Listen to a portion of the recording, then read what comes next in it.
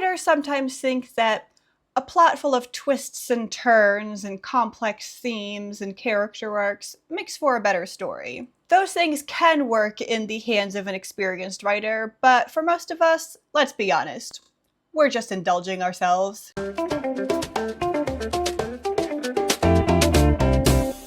Hi, I'm Lulu, and welcome to my channel. I avoid most reality TV, but I'll admit that sometimes I'll put on some Gordon Ramsay episodes to pass the time while I'm doing mindless chores. As a former cook's assistant, seeing all those bad restaurants makes me feel pretty good about how clean my former coworkers and I kept our kitchens, as well as the quality of the food I helped prepare. I also learned some valuable cooking tips along the way, and one of those tips that keeps being reiterated and stressed over and over again: simplicity. I can't count the amount of times that one of those bad chefs made something completely inedible out of once fantastic quality ingredients. Gordon's fixes almost always ended up being removing all of the ingredients except for 3 or 4 very basic seasonings. A little salt, a pinch of pepper, voila. All the excess only hid the recipe's flavor.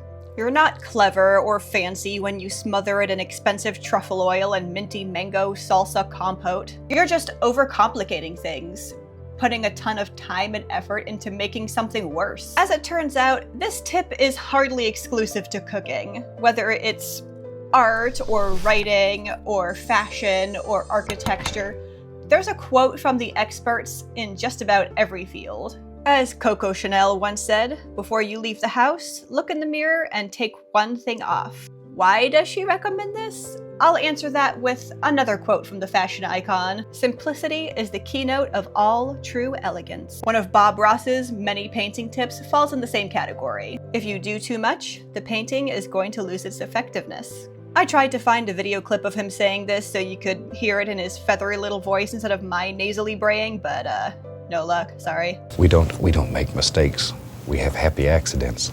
And I'm not just talking about simplicity in regards to purple prose or the oft-adjusted little quick fixes by trimming filler words. Neither am I only talking about swapping out those million-dollar words for simpler, more digestible ones. These are all great tips, and I suggest writers take them to heart, but I'm talking more about story. Some of the best changes I've made to first drafts were finding the simplest path from point A to point B. Why was I forcing in a complicated backstory that involved a character spending months finding an answer to something that the present-day characters already knew? It was as pointless and overcomplicated as minty mango salsa compote on a steak. To quote Walt Whitman, simplicity is the glory of expression.